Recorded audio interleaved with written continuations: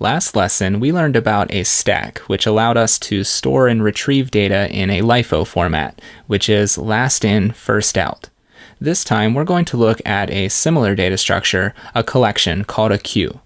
The difference being is that with a queue, the data is retrieved in a FIFO fashion, that is, first in, first out.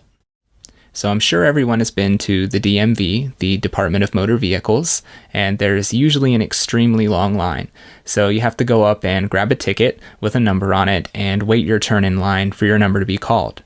Now everyone at the DMV is serviced in a first in, first out format. So since you were the last one in, you have to wait for everyone in front of you to be serviced first. This is exactly how a queue works as well. Let's switch into Eclipse and practice working with a queue. I'm going to create a new class. I'll name this queues with a capital Q.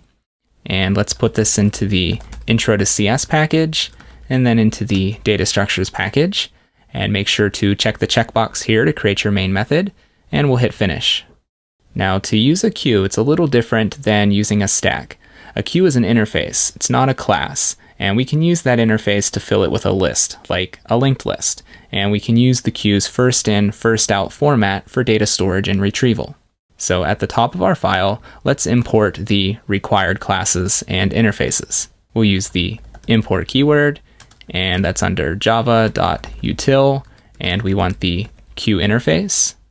And then let's also import the linked list class. So that's also under java.util, and it's named linked list. Next, inside of the main method, I'm just going to change the comment here to say working with queues. And let's now create our queue to simulate the DMV example that I gave at the start of the lesson. So we start with the interface type, which is queue. And then again, in angle brackets, we specify the type the collection's going to hold. I'm going to set mine just to use the string data type. And I'll give it a name of line to hold the people that are standing in line at the DMV. And instead of creating a new queue, which we can't do because queue is an interface and not a class, we can though create a new linked list to create the queue with. And again, inside of angle brackets, we put our type, which is string. Then we open up our parentheses and we'll end with a semicolon. Now to fill up the queue with data, we use the add method. So let's add some people into our line. We can use our line object, we'll call its add method, and we can just pass in a string here. So I'm going to insert person 1 into our line, and then I'm just going to duplicate this a couple of times, and we'll put person 2 and person 3 into our line. Now to get the data from our queue, we'll use the remove method, which returns the first item that was placed in the queue, as well as removes it from the collection. Remember, this is first in, first out. So let's try it out. Let's create a string variable. I'm going to name it person1. We'll use our line object, and we'll call its remove method.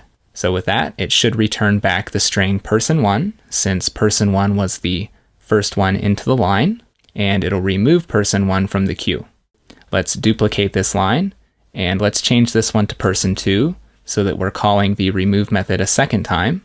And this one's going to return back person 2 and remove them from the queue as well. Let's now use system.out.println, and we'll print out person 1. Then I'll duplicate this and we'll print out person 2. Let's save the file and we'll run the program. And as expected, we do get person 1 back first, and that person's been removed from our queue. And then on our second remove call, we get person 2 back.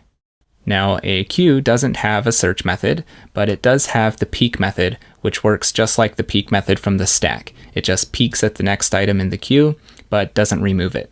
But I don't think I need to show you how to use the peek method again, as that's pretty simple. So the main benefit of the queue is the ability to retrieve the data within the collection in a first in, first out fashion. Next up, we're going to move into the next and final section where we'll discuss the software creation process, which I believe will help you with planning and designing your applications. But that's it for this video, and I'll see you in the next lesson.